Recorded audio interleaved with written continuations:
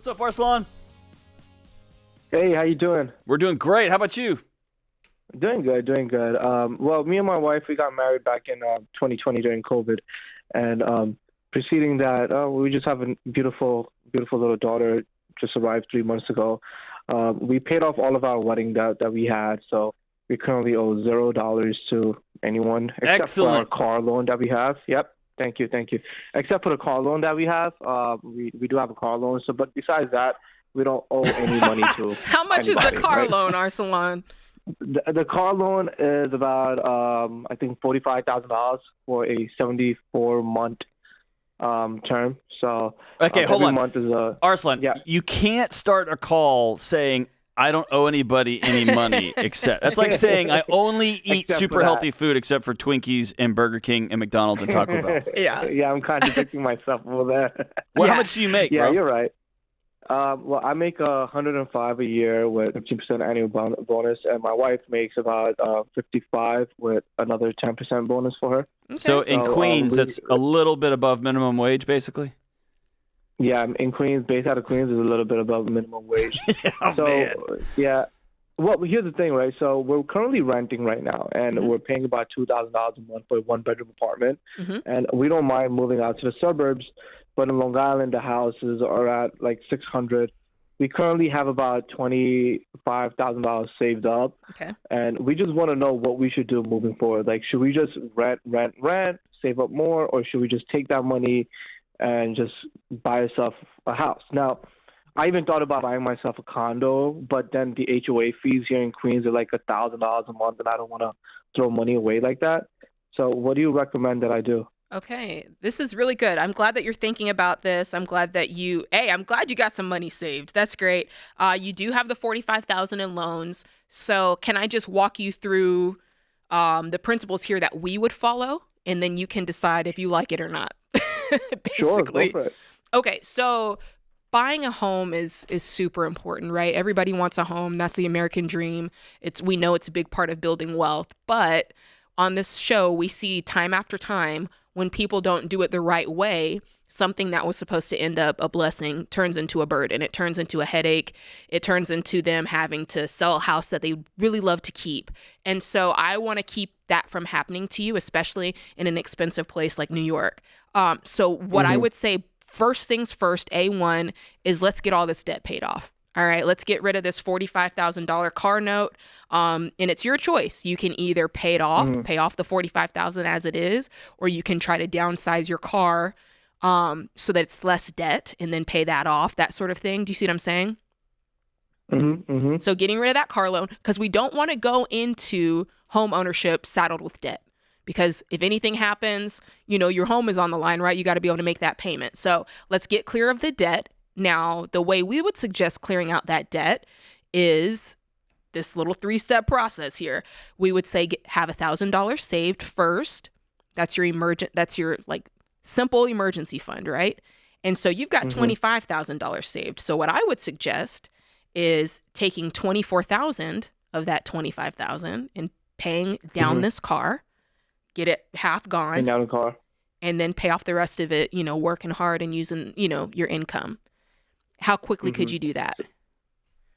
We could do that within like at least 2 years. That's maybe even less. I bet less. My concern about that is, when it comes down to cars, I feel like let's say I pay off the car, and then the next day, tomorrow, I get into a car accident, God forbid, right? Yeah. And if I get into a car accident, then I lose out on the car, and my insurance premium goes up, and then I also lose out on the money that I just paid off the car with.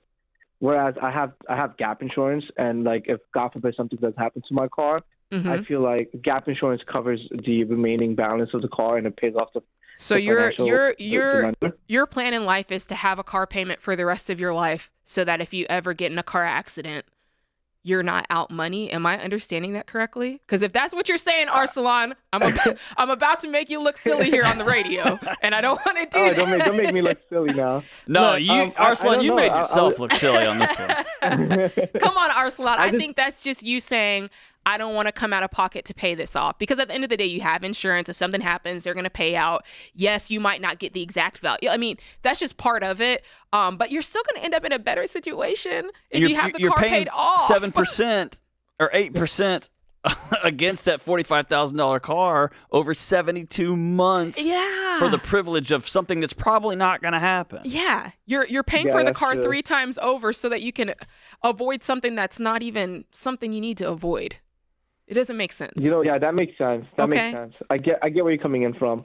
So you recommend just pay off this car immediately. Get the debt cleaned up immediately, as quickly as possible. Take on extra work to do it. Then stack up that savings back up to $25,000. All right. Then and only then, because you want to go into the home ownership, no debt, with 3 to 6 months saved. Okay. And then we need to start talking about the real cost around home ownership, because a lot of times we just talk about the down payment. And I'm like, no, there's more to it than that. When you go to buy a house, I always tell people, keep this acronym in your mind. You want a stacked deck, DEC. You need to be ready for a down payment, which could be, I don't know, about 5 to 10% for sure. I'd say 10 to 20, yeah. I mean, that'd be nice, but I'm not mad if he gets it between, Yeah, as a 20% for a $600,000 house, that's $120K. Look, the reason that's a lot of money to we save want you up. to have a lot because we want you to have instant equity. And usually you need to get somewhere between at least above 5%, because you don't want to be, try to get it 10 to 20. Then you want it, you might have to do some earnest money, right? Sometimes they ask you to put like 1 to 3% down to say like, yes, I'm actually going to buy this house. And then you've got your closing costs. And let me put on top of that, okay? Arslan, I'm all about it too. My wife and I bought a house. It's incredible. We love it. We had it inspected, and then we had a couple of different aspects of it inspected by another professional. In the 3 years we've owned it, I've had to replace the roof, an air conditioner. We had to replace some water system. And then this past weekend, we had the electric guys out because something kept tripping down in the basement. And the guys told my wife, and I quote, "You're going to want to sit down before I tell you what actually is going on." Oh, wow. The cost is staggering. The cost of and maintenance, right? It's just life happens, man. Life happens. And so we want you to be ready. Yes. Here's the thing. There's been seasons of my life when I would have thrown up at the number they gave us. I would have vomited, and then I've been trying to figure out how to get out of this house. In this case, because we followed this plan all the way through, it's annoying, pretty frustrating. And the argument my wife and I had was who had to call and schedule it, not what car did we have to sell. Does that make sense? That's what we're trying I guess what I'm afraid of is obviously that, but I'm also afraid of the way, like let's say I pay the car off and I have money saved, but I'm paying rent every month, and I feel like I'm just throwing money away in a trash can. You're not.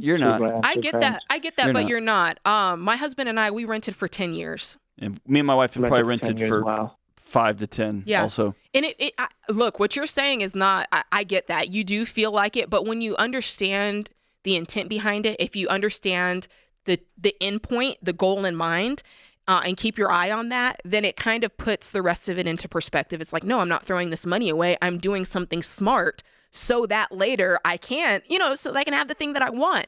And you understand that there's some length to that. And it's not just, that decision to rent does not exist in a bubble, it's part of a plan. Apart from everything else. Right. So, Arslan, let me ask you a hard question.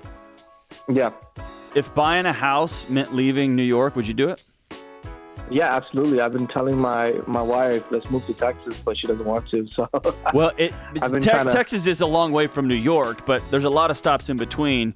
But I'm seeing more and more and more people say, hey, we want to have the life we want over some magical geographical location. So if it means going to Texas, going to Kansas, going to Nashville, we're going to move and get the house that we want.